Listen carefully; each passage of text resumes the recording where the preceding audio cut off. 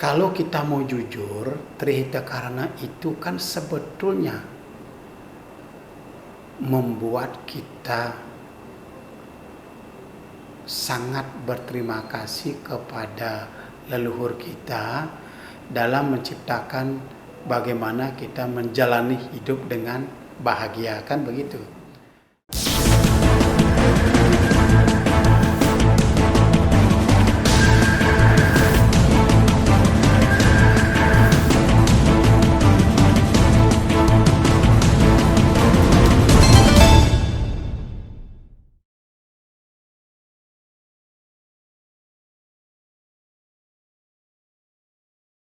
Trihita Karana merupakan kearifan lokal yang membuat masyarakat sangat berterima kasih kepada leluhur dalam menciptakan hidup yang bahagia. Trihita Karana lahir dari proses kehidupan yang dialami dan dilakukan oleh leluhur.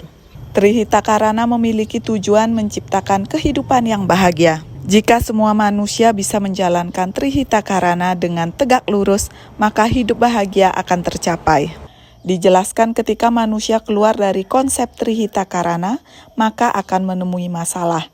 Sebetulnya mengimplementasikan Trihita Karana tidaklah sulit. Seperti hal sederhana yakni melakukan puja Trisandya secara rutin. Prof. Suwarte menegaskan hal ini juga sudah ditekankan kepada para generasi muda agar tidak lupa menerapkan Trihita Karana dalam hidup. Kalau saja kita bisa tegak lurus dengan Trihita Karana, karena tri yang pertama berkaitan dengan parahyangan itu tegak lurus dengan ajaran agama. Bagaimana kita meaningful meningkatkan spiritual meaningful kita. Saya rasa kalau kita sudah melakukan hal itu dengan baik, tegak lurus dengan ajaran agama, tidak ada masalah, tidak ada hari yang sulit. Tapi ketika keluar dari situ ya akan mengalami masalah. Di sini bagaimana kita bisa menumbuhkan spiritual well-being kita di sekolah dan berkaitan dengan pendidikan. Kemudian bagaimana kita bisa menghadirkan pembelajaran yang bermakna, meaningful learning.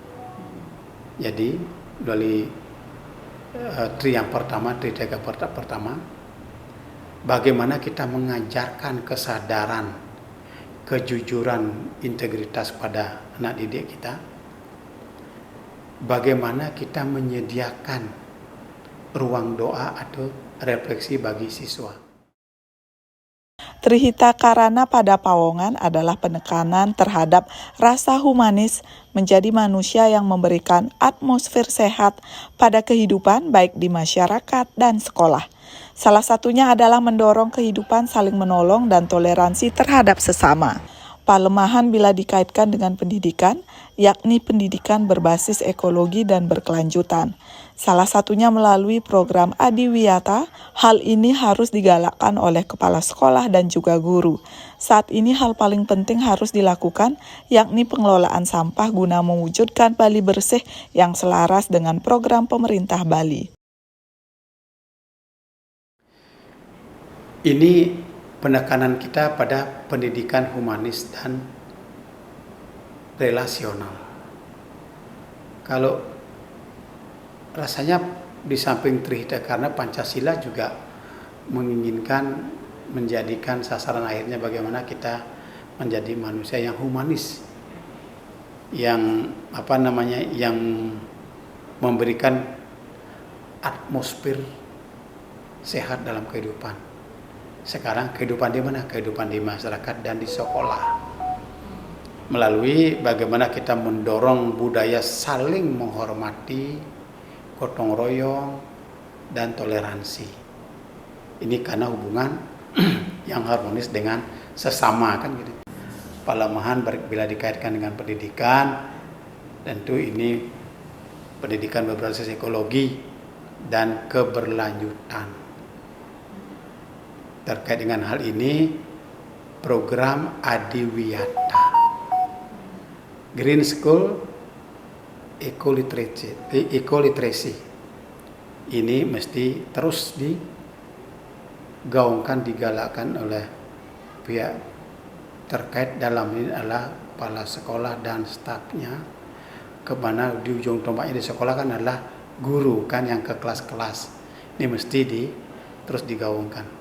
Pengelolaan sampah, nah ini yang sangat digalakkan oleh pemerintah Provinsi Bali, Pak Gubernur dalam hal ini dikomandani oleh Ibu Putri Koster. Ini kan ide yang luar biasa bagaimana Bali itu ke depan menjadi Bali bersih. Pak Gubernur juga merancang selain bersih ya bebas macet. Itu kan akan dibangun underpass itu. Ini tahun 2026 sepertinya akan dikerjakan itu. Sehingga Bali bebas dari macet, bebas juga dari sampah. Jadi Bali bersih. Menjaga alam, melakukan penghijauan sangatlah penting agar membuat masyarakat aman dari bencana. Tim Liputan melaporkan.